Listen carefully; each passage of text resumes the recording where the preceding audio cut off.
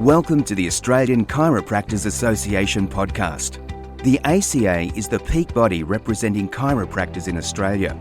These podcasts explore the science, art, philosophy, and politics of chiropractic, as well as reviewing the latest research and discussing how chiropractors can strive for excellence in practice.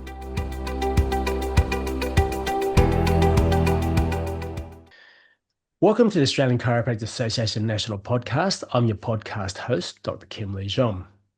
I'd like to begin our podcast by respectfully acknowledging the traditional custodians of the land on which we record this podcast and pay our respects to their elders past and present.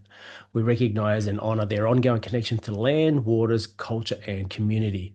We extend that respect to all Aboriginal and Torres Strait Islander people listening in today. Okay, everybody, I'm so excited about today's podcast. Today we're diving deep into a topic that I think every practitioner can relate to. And that is, how do we find that balance between burnout, building a business, and a business that truly reflects who we are.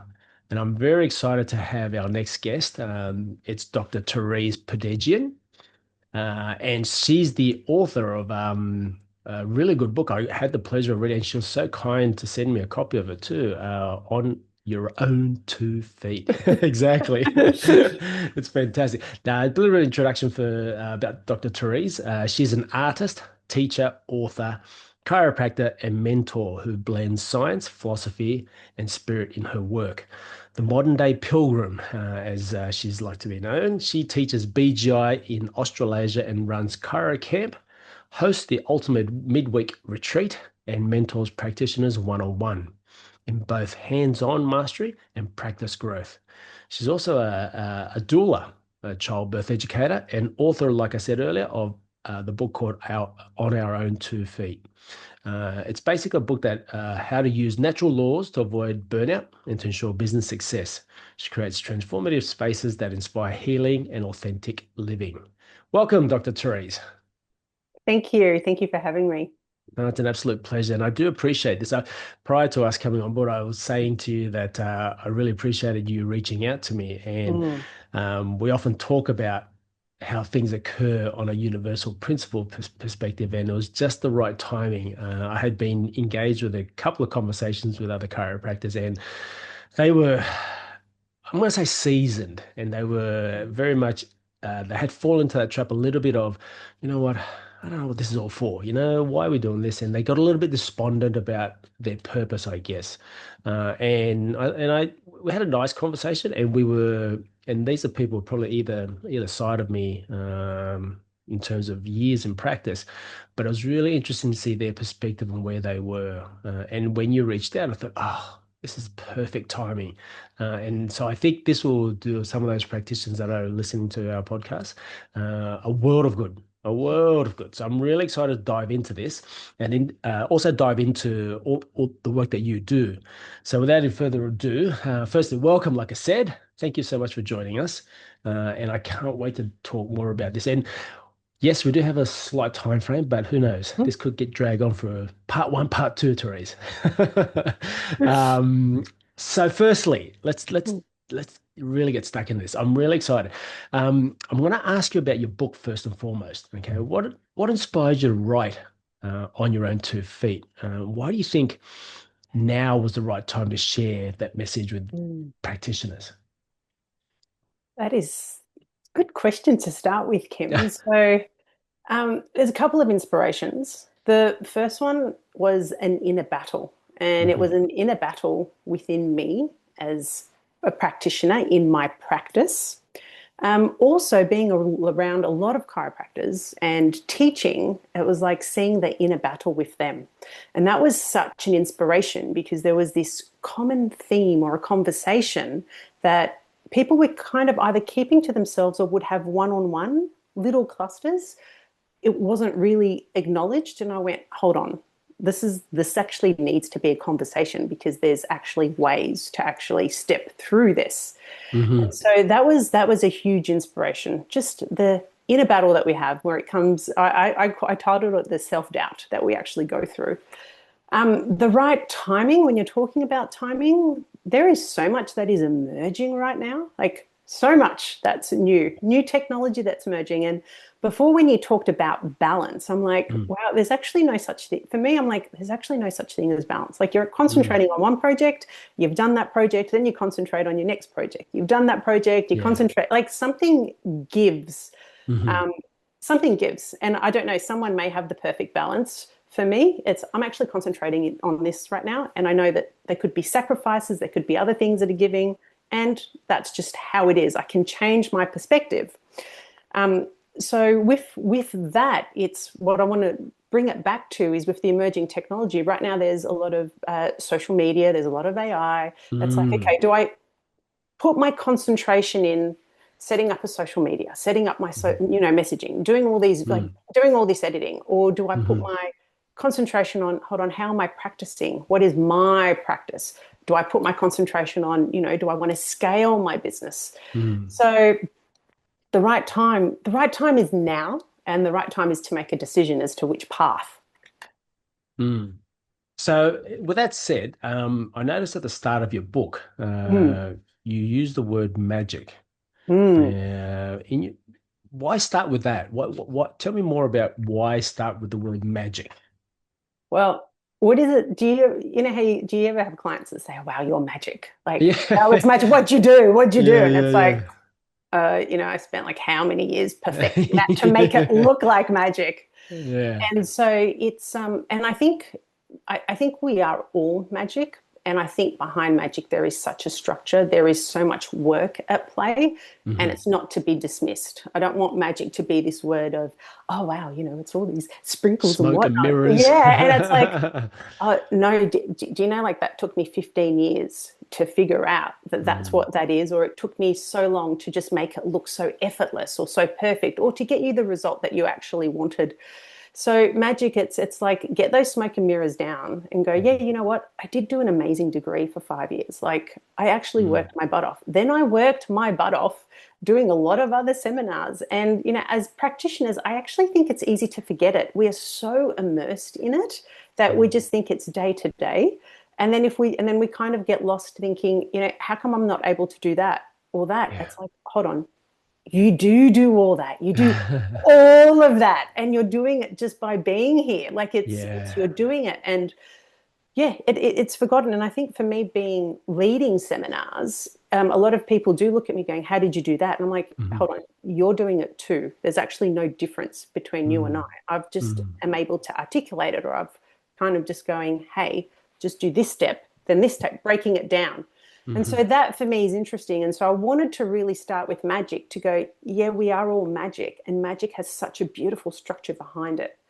And so that's where I went. I actually, because if I write we are magic, you'd be like, okay, wow, whatever, right? But if I write, hey, here's the definition of magic, then that actually takes it to a different dimension, if you want to say that. Yeah.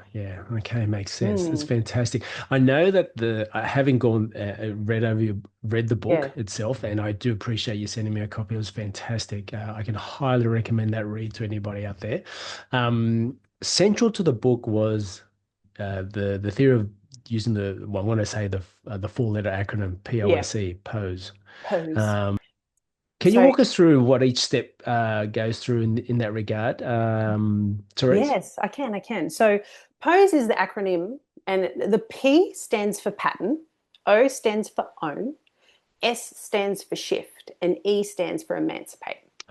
Okay. And so there's a lot of patterns that we do, right? And so it's easy. Sometimes it's really easy to identify the pattern, and we can get kind of caught just still trying to identify patterns all the time. It's like, oh, what did I do? There's all this mind game, and then we can go down rabbit holes, or we can get caught onto a story of this was my pattern, or this is what happened. Okay. So the first thing is to identify the pattern.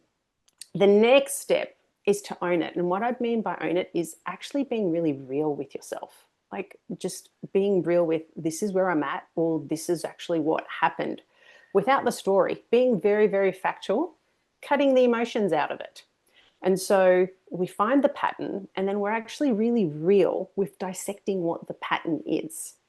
Once we get there, then guess what? We've actually shifted. We've shifted something. We've shifted the way we've actually had the conversation with ourselves.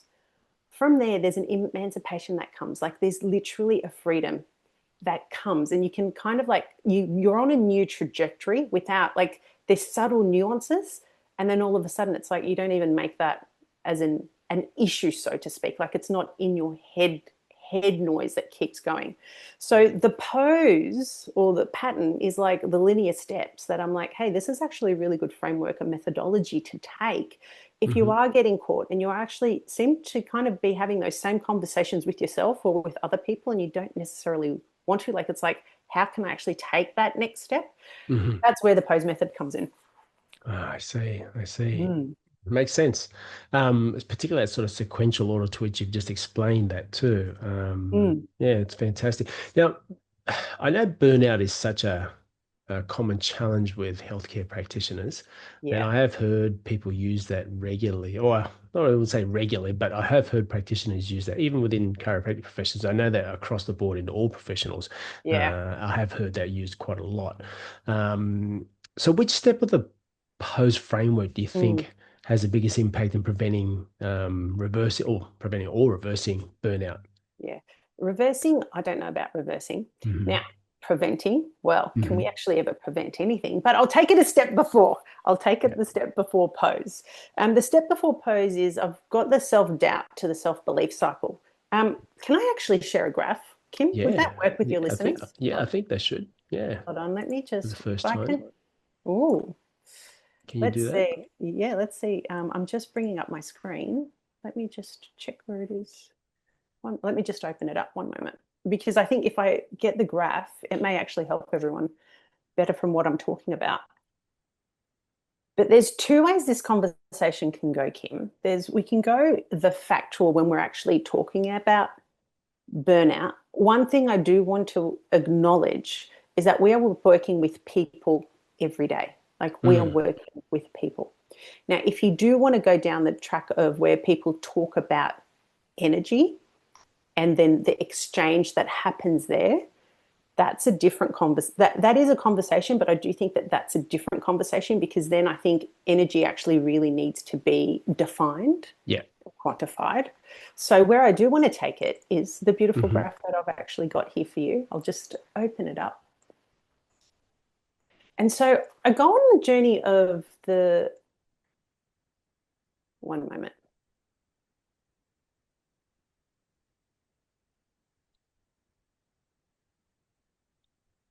Computers are sometimes the fastest thing and the slowest thing at the same time. Exactly. And we're at the mercy of these computers, aren't we?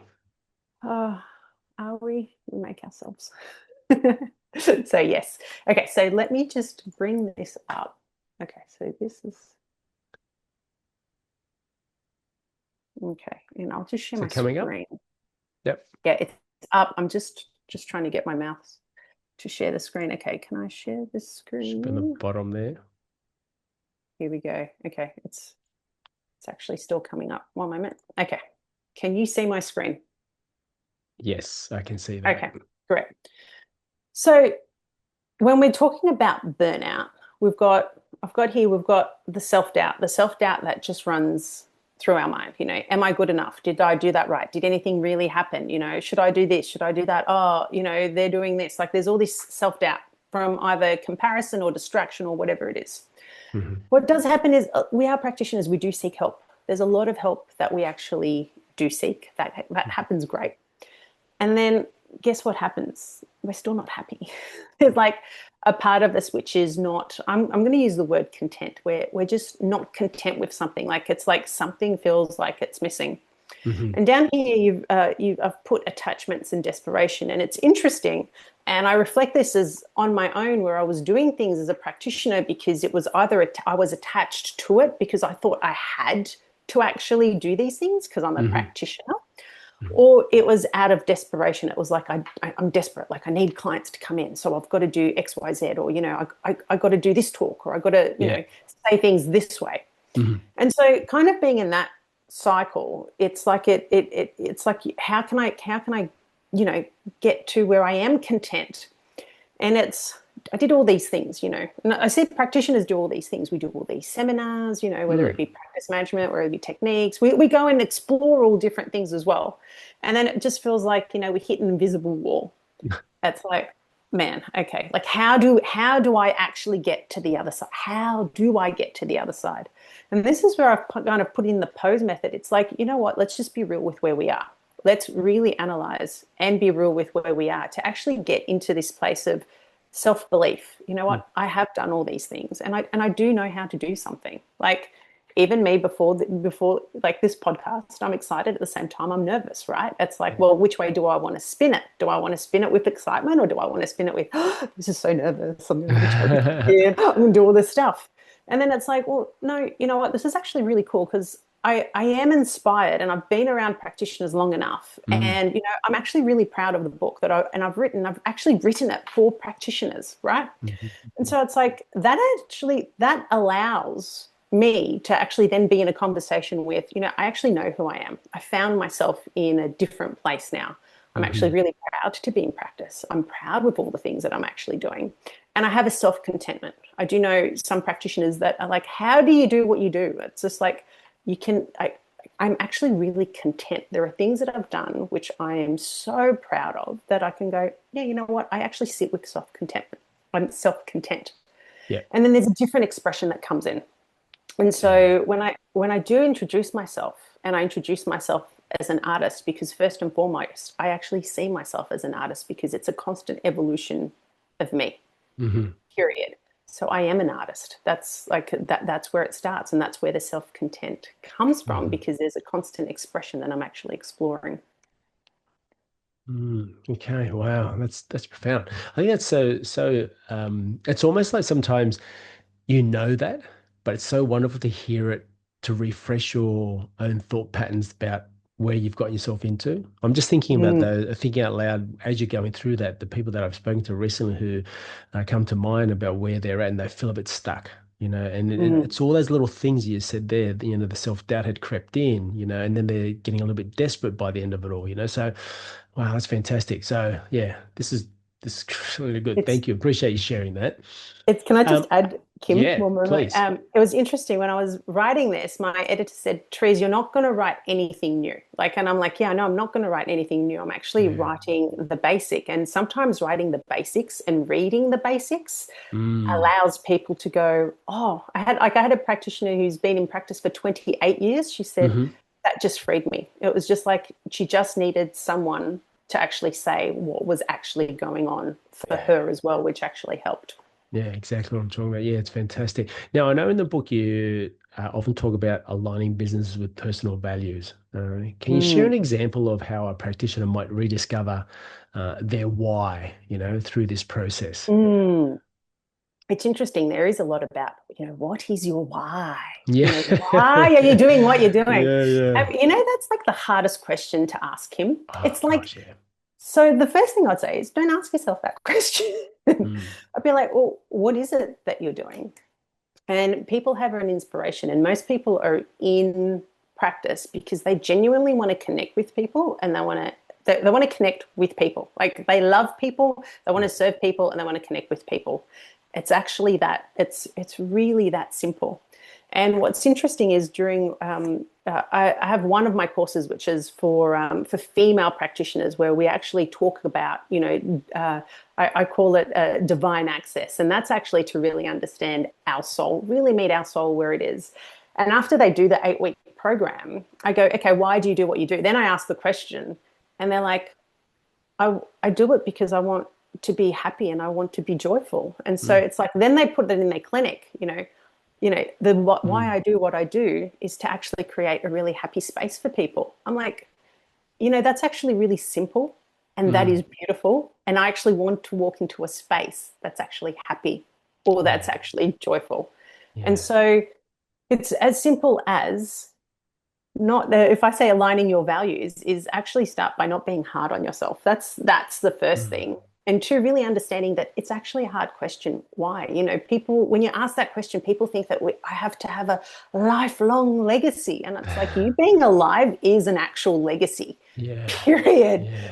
So it's like, okay, once you get that, then you can actually start creating. It's like, okay, what would really be fun to do? I'm like, you know Yeah. what, for me, maybe like planting a tree every year, like that would be really, really cool. Then I can say, I've planted how many trees? It's like, Mm, oh, wow, that's actually really cool. Like you're giving back in a different way. So it kind of gets mm, you out of your head of really being, this, I don't know, use like patriotic or this thing that's, we need to do, as opposed to, hey, let's just be real here for a moment. yeah. What is it? What is it that you love? And how can you actually bring it back into your space? And so aligning your why with your values, it's what do you love to do, like it's or Mm, what do you do, or what's a thought that you have where you'd be like, that's actually really, really cool. So I would just mm, take it back to, let's just break it down and not be too hard on ourselves, and let's just take it yeah. easy. It's not serious. Yeah, it's funny, isn't it, how often you come across, particularly in our profession, how many times we hear, for want of a better word, that sort of slight inferior complex of what we do. I don't Yeah. think that we give ourselves enough credit for what we do, because what we do is quite profound, and we have such a large part and offering to our healthcare system that I think that we're almost at times beaten out of that from us, from the external Yeah. sources, and then we forget how powerful we are from within, and we start that Mm. self-doubt you showed in that chart earlier was in a great example, creeps in and slowly starts, weltering away at us until we're, oh, no, maybe I'm not very good. Well, isn't So it funny? We're in a profession that, most chiropractors say we're here to release your full potential. And I'm yeah, like, yeah, well, what language are we using, people? I yeah, can I exactly. can I share my first ever chiropractic experience? Please, yeah, please. Okay, and I share it because recently it was Dr. Keith Bastian, and he recently passed. Yes, And I know, Keith, yeah. yeah, and so my first ever chiropractic adjustment was, I had no idea what they did. I walked in, Keith gave me this. He was just such a master of what he did. He gave me Mm, this adjustment. It was like this light touch on the neck, mm, whatever he did. And that then and there, I had three realizations: that I was responsible for my body, I was responsible for my thoughts, and I was responsible for my life. That one adjustment. Okay. wow, So I got up and wow. I'm like, wow, this is a gift. I need to pass it on. Mm, And so then for what Keith, so then I'm like, oh yeah, that's actually the promise of chiropractic: release your potential. Like mm, there's actually no other way. Like, so if you ask what chiropractic is to me, it is that. mm, And when he passed, I was overseas. So I was overseas. I was in China, and I wrote to his daughter to say, can I actually just write something, because I would love to be there, to celebrate him and to farewell him, and I'm not mm, there. And as I was writing, and I'm like, wow, I'm sitting here in China in a five-star hotel, like mm, at a breakfast buffet, like, and I wanted to write that, and I wrote, and I've done all these things. And the mm, reason why I've done all these things is attributed to the one chiropractic adjustment I had. mhm. And so I'm like, whoa, that just blows my mind away, that we are in a profession that it's like, hey, this is actually really, really, really cool. We are in a Mm, profession. And then it's like, where did we get to thinking that we weren't good, that the self-belief the self-doubt comes in? Like, where did we, how did we get there? But yes, exactly. it is very powerful. I think what we Yeah. do is beyond powerful. Yeah, I couldn't agree more. I Mm. couldn't agree more.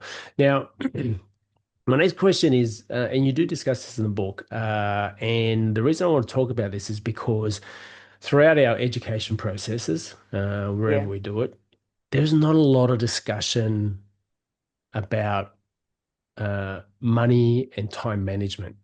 Now, when Yes. we become a practitioner, we just fall into that thinking that that's just a byproduct, or that's something that we don't need to think about, and that we just need to focus on our patient care. Mm. I'd love you to elaborate a little bit more about money, time management, and Yeah. how often that becomes an overwhelming thing for practitioners. So, and then in Huge. doing so, how do you use your framework, the POSE framework, to Yeah. help simplify this without losing the sight of patient care, mind you, because Mm. we all love looking after our patients, but how do we incorporate that? So the first thing I do want to say is, make sure you've got your patient care and you're confident with your skills. Mhm. So I do want to say is, I know we get straight out of university. We've done our, clinical internship through our various faculties. And then, that is a different ball game. So give yourself some grace that you are actually spending the first maybe 2 or 3 years actually refining, figuring out who you are as a practitioner and how you're actually practicing on the body. So that's the first thing I will say. Then can I bring another graph up, Kim? Yeah, absolutely. Go for it. Yeah. I just like that I've got these here and I can actually share them. So I want to talk about time first because this was a big one for me. And the reason why time was a big one, because I actually grew up in a family food business. I grew up in a business. And so with that, it meant every waking moment was the business. The business always came first. And so that also meant that the first time I actually had a weekend free, which I did not work on a weekend, was I actually made the decision when I was at the age of 30. I went, I'm never working a weekend ever in my life, right? That was my first ever time. Yeah. And what I did, I remember my first Saturday, I sat in bed till midday and I'm like, okay, what do I do? What do I do now? So what I do want to say is in my head, there was a program of work. I had to figure out how to not to work. If on the other hand, if you're programmed not to work, maybe figure out how to work. But I'll just share my screen again. And this is what I've done with my, there's a couple of ways. Like some people may know the third method, you have a third of your day where you're doing your own thing, a third of the day. Yeah. Okay. So there's that. And that works beautifully. This itself is what I actually implemented when I opened up my clinic. And this it excelled me. And the first thing that excelled me that I do want to share with people was the first thing I did was I actually put time aside for admin. So it was, I'm still in clinic hours, but there is set time aside for admin. And I did that 4 hours a week. So that was on a Monday morning. So Monday morning I would still go, I was still in clinic. However, the first 4 hours was actually just admin. Is there bills I have to pay? Or where am I in, whatever my notes are? Like there's all this admin stuff, emails, just delete a whole bunch of emails, reply to emails, reply to messages. And admin was huge. So I want to say 4 hours of admin was really, really big. The second thing that I implemented, which was the biggest game changer, was strategy time. And strategy time was sitting down and actually going, right, where am I? Where do I want to go? Now, that was Friday afternoon. So I would finish at midday and I would sit there and I'd be like, okay. And sometimes nothing would come out. I'd just be in a heap going, what am I doing? This is stupid. I'm not going to, this isn't working or XXY isn't working, whatever I've implemented. But it was enough for me to sit there and to really explore, okay, what is my practice? Okay. And I'm not talking about I'm talking about my own personal practice. I'm talking about the inside practice. And so that strategy time allowed me to sit with myself to actually figure out, okay, this is actually what my inside practice is. Great. Now that I know that, how can I implement that into my practice? I'm going to start offering packages to people. Oh, wow, great. Let me play around with that. This is working. Okay, the next thing I'm going to start doing is actually offering workshops to my clients. Great, that's actually working. So strategy time, I do think is key. I also think strategy time is hard if you're sitting there and it's kind of like the why question. It is quite hard. Like it's like, where do you want to go? Where do you see yourself in 5 years' time? I'm like, I don't even know what I'm doing tomorrow. Well, I do, but do you get what I mean? It's like, look, I have an action in place and it is going, and I do tick off something every day, but it's a reminder to, you are going to get to your destination. Do it with play, do it with ease. And so that strategy time, if you're like, well, my vision is here, it's like, yeah, you are going to get to your vision. Break it down. You will get to your vision. And so that's the strategy. So I would say the admin and the strategy is beyond huge. Next thing is service. Now, service is, in the book I've actually written is, this is where you get money. You need to be pumping out so you make money here.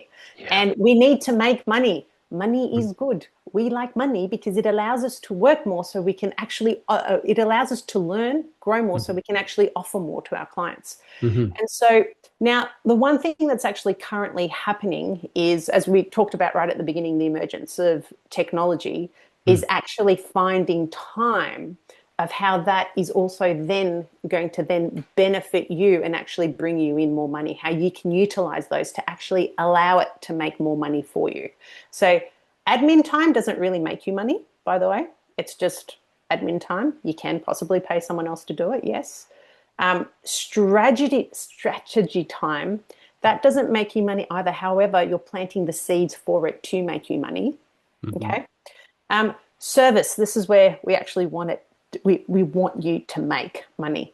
And so usually sometimes if you're not booked out and you've actually got time, you can actually then block a chunk away and actually start planning, okay, what is my social media strategy? What is my branding strategy? What is my message strategy? So this is the time. This is the clinic time. Now, on the flip side of that is self-time.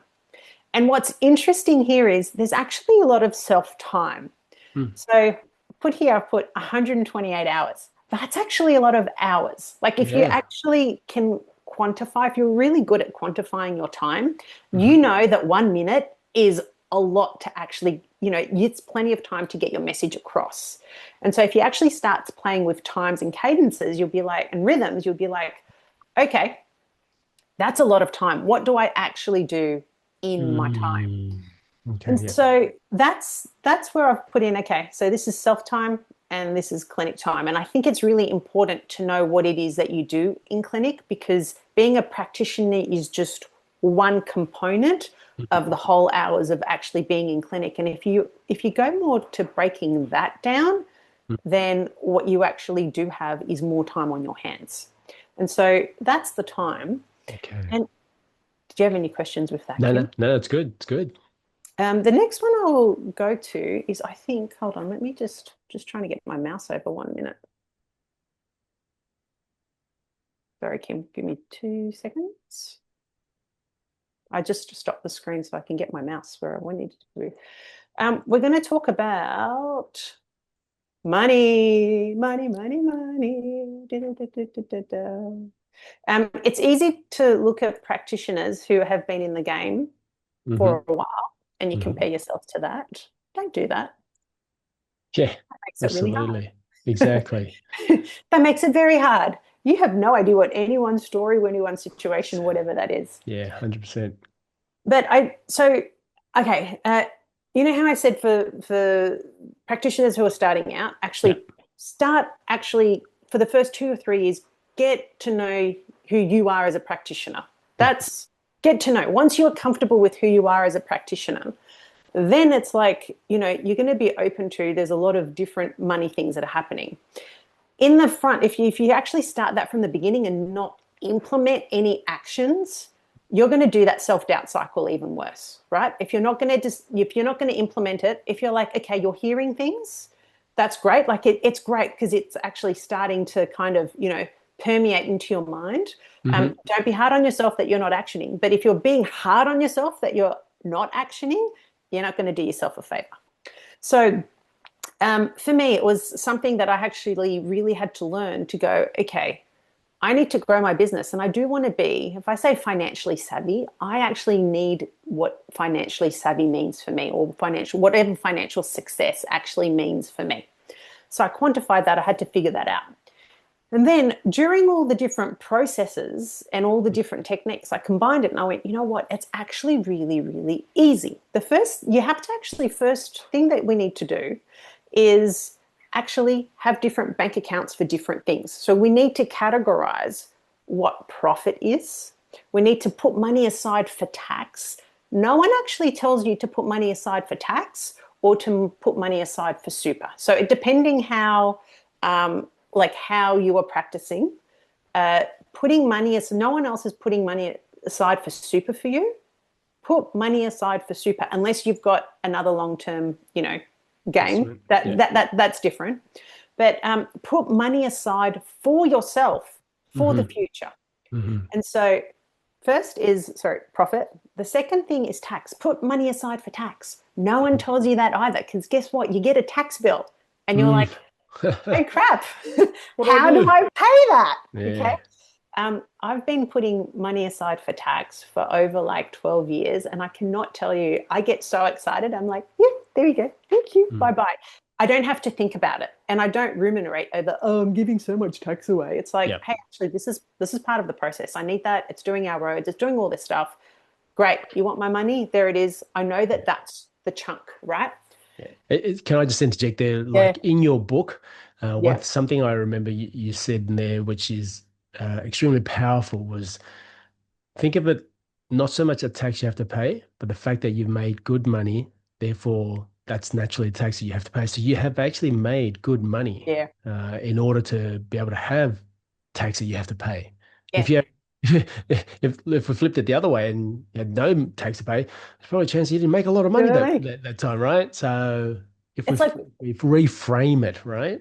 It's what an honor that it's like, you know what? Exactly. What an honor that I can actually give back. You know, if we're talking about how do I give back to my community? How do I give back? I'm like, you know what? You're paying tax. That's a way you're actually giving back. So there we go. Perfect. Now, the next one, no, that's right. The next one is salary. And it's interesting because it's easy to think that the money that is coming in is your money. It's not. That is not your salary. The money that is coming in then needs to be divided on things like your expenses, things like, you know, what you want to go and spend money on. You want to go and do another course, whatever it is. It is easy to think that that's money and I can actually go out and spend it on whatever. But it's like, no, let's actually then quantify what the money is actually doing and what the purpose of the money is. And then the last one is rent. And so even if you are working from home and you are working out of one of the rooms, my recommendation would be is actually pay rent. Even if you pay it for yourself, or even if you, whatever you do, you still pay rent, because there's something where you're actually honoring your business and honoring the day-to-day, and you're really having an understanding of how much money is coming in and going out. And so I want to bring it back to, hold on, I've actually even taken this down a little bit more. So these are the first steps is open up bank accounts. Bank accounts are very easy and cheap. Some are even free to actually open up. Originally, when I opened this up, I actually had different banks. And why I had different banks was if I was putting money in my profit, in my head, I went, I don't actually want to go and actually touch this money. Like, I want to find a way to measure how much money is actually coming in. So I put that in a different bank account where it wasn't easy for me to kind of just go in and, you know, log in day to day and see what was happening. The other thing I do want to say is if people are putting money aside for savings, you may go, I'm going to put 5% away, or I'm going to put, 20% away. Yeah, you're going to realize that soon, if you don't know what your actual breakdown is, 5% is actually a big chunk. It may sound like a small chunk, but it's actually a big chunk. So what I do want to say is take it down even more. Like, start very, very simple. I started even with just 1%. Here's 1%. So then when I look at my my figures, I'll be like, wow, over how many $1 million came in? It's like, that's phenomenal. But I would have not known that just by, doing my day-to-day, because it's actually not in my face in that way. So that's the first thing I would say is if you are going to put some money aside, keep it really, really simple. Don't go over your head, because then you will actually then do your self-doubt cycle again, and you will punish yourself in one way or another without knowing that, you didn't make it, or you're not earning enough. It's like, hold on, just break it down a bit. Be kind on yourself. Put $5 aside instead of $50 aside. It just may be easier. It will actually build up. And so then after you actually know what so there's the categories of what to put. You may have your own categories of, what you want to put aside for. It may be a holiday, it may be the next seminar, but these are the basics where I go, put money aside for these things so you know where you are on track, and also to see that you are growing. That's the first thing I will say. After we do that, then what I've actually got is you calculate. So you're calculating everything. You calculate how much money you want to put where. And then from there, you actually do the transfers, and you make these transfers regularly to the different bank accounts. Mm-hmm. Now, if you have a steady income coming in, you can automate these, which may be so much easier. When I first started this, Kim, I was doing this daily. Like, I was so like, I need to do this. And I was doing it daily. It was quite exciting. Everything was broken down. But doing it daily allowed me to see what was coming in, what was I spending. Then I could actually, change my percentages around. Yeah. Now I don't actually do it daily. I either do it once a month, and then that's like that's the game now. Because if I did do it daily, it would actually I'd be like, it would drain me. Like I've passed that stage, so to speak. Yeah. Now, the last one is to give yourself a reminder. So when you're first starting out, it's easy that money comes to you, mm-hmm. and you're like, yeah, I know that I need to do it, but you don't actually do it. So if you set yourself a reminder, like say every Monday you're going to do the transfer, or even if you do it every day at 3 p.m, whatever it is, you actually give yourself a reminder, and you're holding yourself accountable. Like the only person who cares about you is actually you. The only person who's going to do anything is you.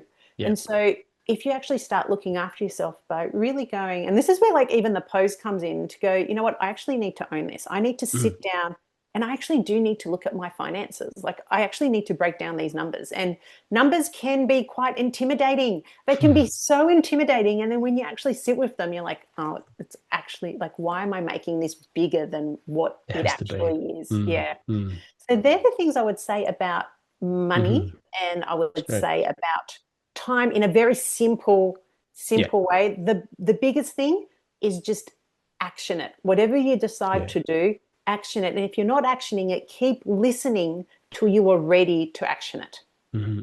Makes sense. Your book blends quote unquote natural law with business success.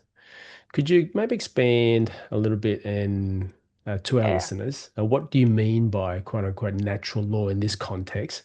And how does it apply to running a sustainable practice? Yeah. Well, natural law. So we are of nature. That's the first thing I'm going to say to you. And we go in cycles. Yeah. Yep, absolutely. I'm not happy every day. I'm not sad every day. I go through my cycles. Yay, there's wins. I go, like, how do I manage those? So when I talk about natural law, I've broken it down into three natural laws. The first one I talk about is interconnectedness. And that is where did I actually came from? What was my foundation? The stories or the experiences, the events that make me up, right? And so that is interconnected to who I actually am. And so there's one thing where I could go, oh, woe is me, that was so bad. There's another which that's actually really cool. How can I actually use that to my advantage? How can I use this to my advantage? So for a long time, so English is my fourth language, right? And so you have no idea how hard it was for me to actually string a sentence, right? And now I've written a book, and it was like, wow, it was like that. My story, I could have kept with English is so hard. I don't know how to articulate, or I could have gone, stuff this. This is actually really awesome. How can I use that to actually then take me to where I need to get to? And it was like, right, I'm going to write a book. And so with that, it was like, what do I need? So this is the fourth book I actually wrote, but the first one I'm actually published. And I got in touch with a writing coach, and she had to rewire, like, because I said, listen, I don't know how to string a sentence together. And she's like, okay, let's do some examples. Yeah. We did some examples. Kim, and she goes to me, you know how to write really well. I'm like, really? She's like, yeah, you just need a little bit of editing, but you actually know. And that's when I was like, oh, wow. Like, what, I used that story to go, I don't know what I'm doing, but I do know what I'm doing. And so that's where did we come from? What did we do? And then the next one could be what your childhood was like. My childhood, as I shared, it was actually business. Like, I grew up in a family business. And so for a long time, I was like, woe is me, I haven't had a weekend. Now I'm like, this is so cool. Like, I can use that. I can use those ethics of work to actually put it into practice. Yeah, right. So that's the first law is what are your cycles of how you grew up? So the law of interconnectedness to who you are. The second law is the law of correspondence. How are you corresponding to yourself now? And so I did just give a couple of those examples, but how are you corresponding with how you actually want to move forward or what is happening? Mm-hmm. The third law, so once you get those two, you kind of are like, okay, this is where I came from. This is how I work with it or how I manage it. Then you're like, right, am I putting these things into action? And so you can get stuck in not putting things into action. We can get stuck in talking a lot about things. Mm-hmm. Or we can go, right, what's the first step I need to do? What's the first step? So for me, if I give you the example of my book, it was like, I actually wrote so many books, and then it was just like, I'm not going to publish them because then, I'm not ready to be an author as yet. Yeah. And also, I don't think the material's there. And then I went, I actually need a writing coach. So then I worked with that writing coach, and then within 5 weeks, it was beautiful. We got it done, and it was just like, that's the action. Like the action is I do need someone to actually come in and help me, but that's the action, and me doing the work with that. So that's the natural law. So it's keeping it in the cycles that we actually go through in life and actually acknowledging those. Yeah, okay, makes sense. It's amazing how we lose sight of the fact that we do go in cycles, and sometimes we're almost expected to always be upbeat the whole time, 24/7, and it's just humanly impossible. Just as much as we sometimes just get stuck in the doldrums and just stay there, but we need to acknowledge and, like you said, know that these things come in cycles, even on a day-to-day basis, not just every 5 years.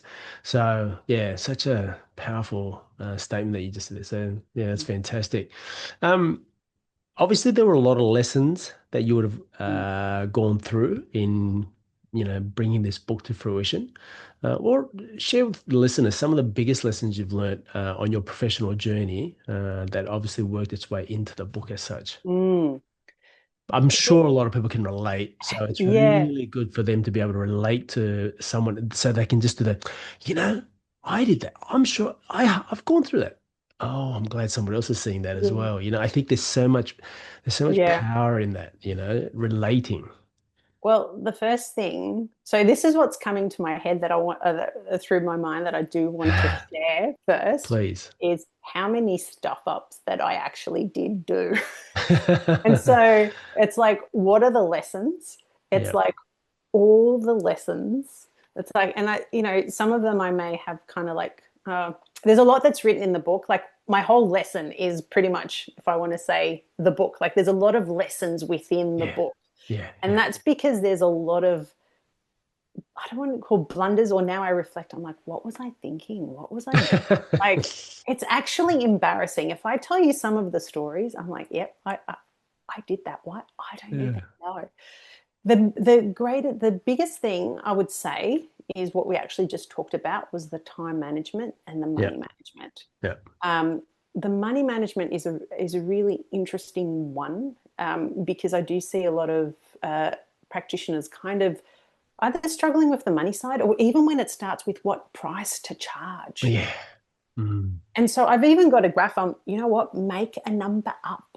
And so one of my numbers years ago was $91. And I was teaching, and it was a group in the United States. They're like, why 91? And I'm like, because that number came to my head and I decided to use it. And guess what? It worked, right? Yeah. It worked.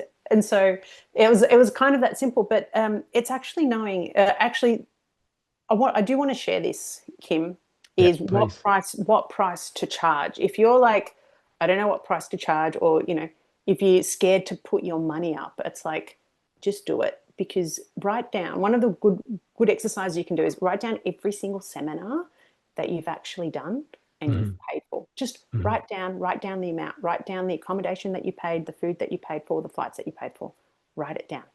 Write down the 5 years time of your degree or whatever that you did, and then write all the extra hours of time that you did when, you were studying, or when you were researching, or whatever. Just write all that down. Once you've actually got that in front of you, and it's not just chiropractic seminars, it's all the different other seminars that you do, all the different, talks that you go to, all the different things that you do. You actually sit down and you're like, you know what, $100, it's actually worth it. It's actually a little bit cheap, but that's where it is right now. And so it's really interesting. I do share an example in there, and I tried different pricing methods. I did on the box, box on the wall hole pricing. in the wall, I was just that was not my flavor at all. And however, I did it, and it taught me a really big lesson. I did a handful of mission trips. That taught me a big lesson. And so all these lessons are actually in the book to go, all of these things shaped me. And I stand here to go, no, this is my cost. And if I place my hands on anyone, this is actually a charge. And so I think money, just to go back to your question, I think the money and the time, I think they're the two big ones that I would say that I actually really, really brought in from my experience. Yeah, regarding what sort of fee to set or what to charge. Yeah. I just remember one time I can't remember if it was Pat Gentempo or Dr. DiMartini, John DiMartini saying, my fee's my fee's my fee. And there's no need to discount it. There's no need to change it. My fee is my fee is my fee. So what you're saying there makes a lot of sense too. So I thought, oh, it's fantastic. It's I currently keep myself packages in clinic, and that's 5 treatments. So you can buy 5 treatments up front. Yeah. And so, or you can buy individual treatments, right? Or you can buy 5. They're actually all the same price. It's just this multiplied by 5. Yeah. And so they go. So some people are like, oh, what's the discount? I'm like, oh no, there isn't any. No. If you're committing, you want to buy 5 treatments. Yeah. Let's do it. See what happens.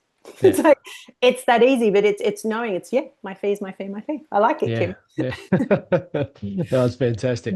Now, if a practitioner that's listening, and I started the podcast by referencing colleagues who I'd recently spoken to, if they were listening in and they expressed to some degree that they felt a bit stuck, unsure, not necessarily in their case, but unsure whether to continue practicing, but they just felt a little bit unstuck. And if it was people who were just feeling like, I don't know if I should continue practicing or not, from your perspective, where should they start within the pose method? I would actually even put the pose method aside, Kim. Okay. I'd be like, don't even start there.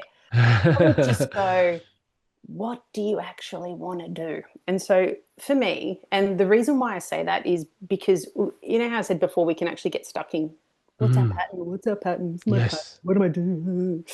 You can go, stuff this. For me, it was, I actually needed to go on a holiday. I actually ended up going on the Camino. And so the Camino is a long walk in Spain. And how that came about was really beyond magic. I remember reading it. Yeah. So, and it was coffee like, shop. And I was just like, you know what? I'm gonna do this. So I all a series of events happen. You know, when you think a series of events happen and you think my life is collapsing, like this is not how it's supposed to go. Yeah. So my life was at a collapse, everything was ending. Relationship was ending. The clinic was ending, like boom, boom, boom, boom. And it was just like, right, what do you do? Now, I was actually wanting to go, right, when I say the clinic was ending, they had asked me to cut the lease earlier because they wouldn't, and I was just like, oh, what do I do? I have, I've got my, my clients, I've got to serve. And I was like, so I was looking for other buildings on the same street close by to open up. And then nothing was coming through, Kim, like nothing. Like I was searching for months. And then I get a phone call and I'm like, you know what? I actually just need to pack up and I'm going to take a 6-month sabbatical. Like, let me just do it. So I went on the Camino, which was quite magical on its own. It was a walk and you get up and, you walk, you take a step. You don't know where you're going to get to and you don't know how hard the day is going to be. And that's why I call myself a modern day pilgrim, because a pilgrim is actually on the journey. It's step by step. Unlike what you originally thought, which was just like some sort of weird religious thing. Yeah, which is, sorry, not a weird religious thing. Quoting from the book itself. So it's not a weird religious thing. It's just like each step is along the path. It's like, each adjustment that we do is actually along the path. seminar that we go to is actually along the path. So it's like, and there's a different trust that, or a different belief that knowing that we have that, you know what, we are going to get to our end location. Let's enjoy the actual process. And so as I'm doing this, you know, I'm taking step by step by step by step. I did the shorter version. So I did the 330-kilometer walk, finished, and it was just like, wow. Now, as soon as I finished, I get a phone call, Kim, and it was just like, hey, you know, there's a group of entrepreneurs. Do you want to hang out with Richard Branson at his house for a week? And I'm like, is this a freaking joke? Like, are you serious? And it was like, and that was one of my childhood things. Like, I had this fascination. Yeah. And so it was interesting, was like, oh, wow, I actually had to listen. So if someone is stuck for where they are, don't go down rabbit holes of what should I do. The actual lesson is just stop. What do you want to do? If you need a holiday, take a holiday. If you want to do a class, or if you want to do woodworking, or if you had a desire to write, whatever it is, actually give yourself that space to actually do it, because that is actually, it's a total different ballgame. It'll spit you out somewhere else. And so what I would say is just stop. Just don't do anything. Just stop. Yeah, that's it's amazing that, isn't it? Literally giving yourself that space. You know, giving yourself that time, that space. It is quite easy to fall into that rabbit hole and just keep digging, not getting anywhere. You just get further and further down that rabbit hole, don't you? Very much no, it's so. fantastic. Yeah, no, it's great. I know. Yeah, I'll second that. We've all been through that journey. So it's fantastic to be able to hear you share that, because I know that there are a lot of people who will be able to relate to that, like I said.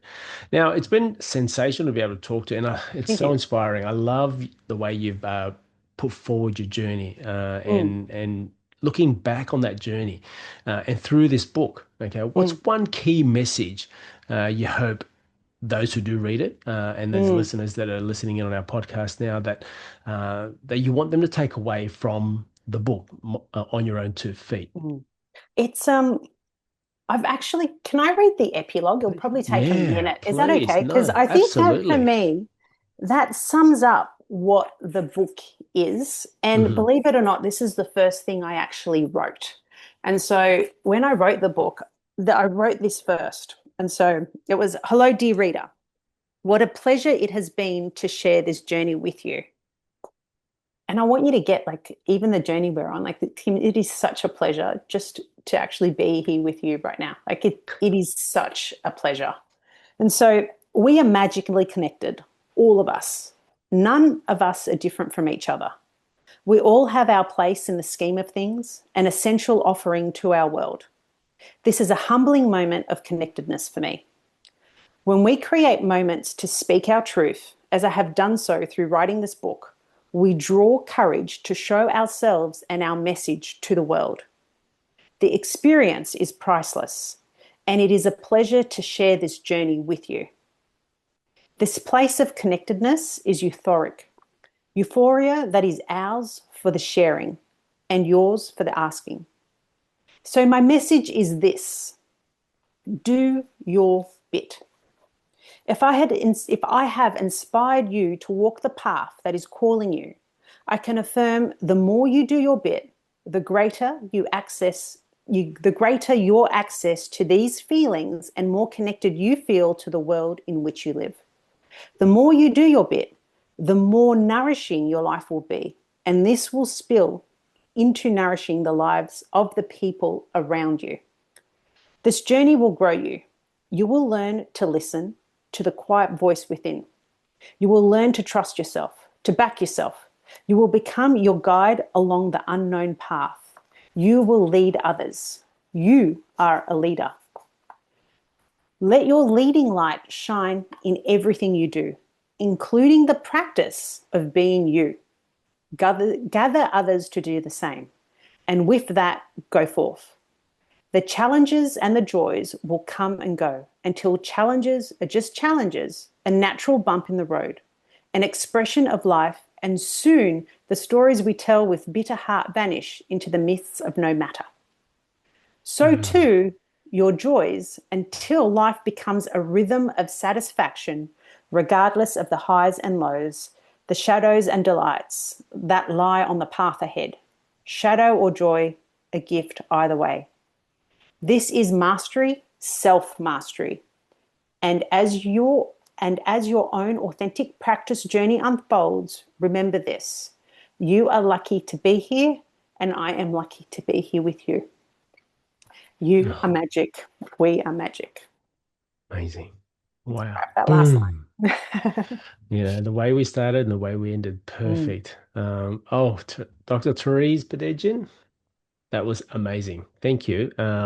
Such an inspiring conversation. I love that. And I just can't think enough. I love how you've broken down your journey, that whole self-doubt right from the beginning to the self-belief in such a practical, encouraging way. So I can't thank you enough for sharing that. For all the listeners, I know that we've been quoting a lot of stuff from Dr. Therese's book. If you want to explore more, make sure you check out her book. It's called On Your Own 2 Feet. I personally have read it, and I actually listened to it as an audible as well. It's filled with absolute amazing insights on aligning your values, managing time, money wisely, and creating sustainable practice that you can actually enjoy running. That's one of the things that really stood out for me. So, Dr. Therese, I can't thank you enough for joining us today and sharing your wisdom. Thank you. It's been an absolute joy having you here today. Thank you so much, Kim. It has been such a pleasure. It really, really has been. And I'm very touched, and I'm very grateful that I've been able to share. Thank you. No, thank you. I really appreciate that too. And I really appreciate you reaching out to me to do this. So thank you again. Everybody, that's it for me. Thanks for listening. I hope this podcast has been helpful in your quest for excellence. And I look forward to chatting with you again on our next ACA podcast. So take care and stay connected.